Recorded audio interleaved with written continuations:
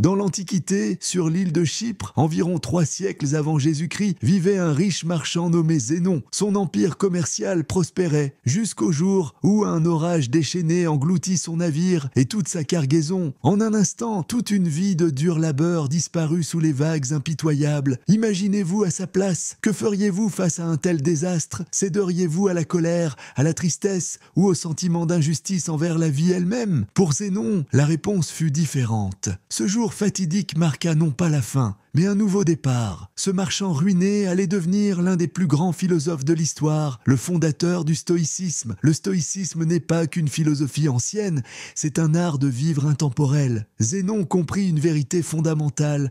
Bien que nous ne puissions contrôler les événements extérieurs, nous détenons un pouvoir inestimable sur nos réactions. Ce principe, la dichotomie du contrôle, est au cœur du stoïcisme. Il ne s'agit pas de nier la douleur, mais de transformer nos épreuves en opportunités de croissance. Une leçon intemporelle pour un monde imprévisible. Aujourd'hui encore, nous sommes confrontés à des tempêtes de toutes sortes, échecs professionnels, ruptures, imprévus de la vie.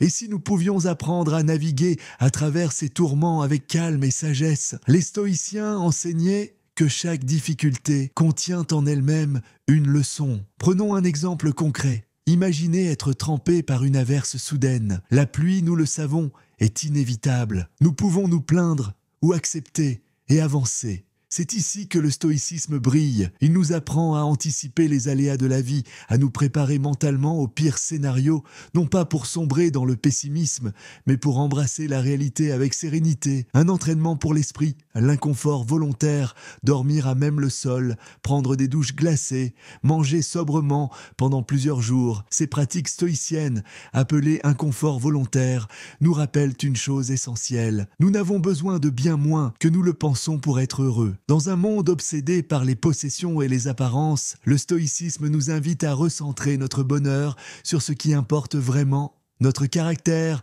nos actions et notre capacité à faire face aux défis. Une philosophie universelle, de l'esclave à l'empereur, le stoïcisme a transcendé les barrières sociales de son époque. Épictète, un ancien esclave, enseignait que la liberté réside dans l'esprit. Sénèque, conseiller politique, prônait la modération au cœur du pouvoir. Et Marc Aurèle, empereur de Rome, appliquait ces principes pour gouverner avec sagesse. Cette universalité reste valable aujourd'hui. Que vous soyez étudiant, entrepreneur ou artiste, le stoïcisme peut enrichir votre vie. Un rappel simple mais puissant. Concentrez-vous sur l'essentiel. Chaque jour, nous faisons face à des éléments que nous ne contrôlons pas. Le comportement des autres, les aléas économiques, ou même les vues sur une vidéo YouTube. Le stoïcisme nous enseigne à mesurer notre succès non par les résultats, mais par les efforts que nous investissons.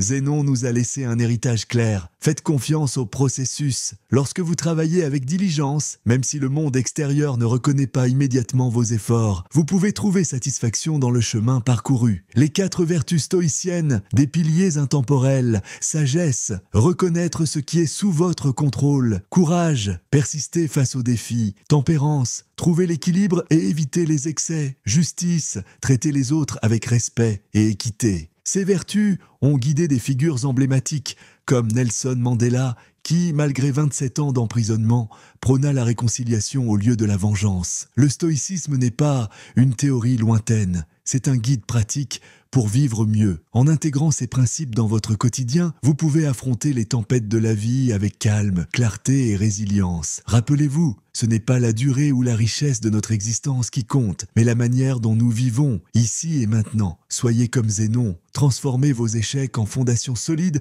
pour un avenir meilleur.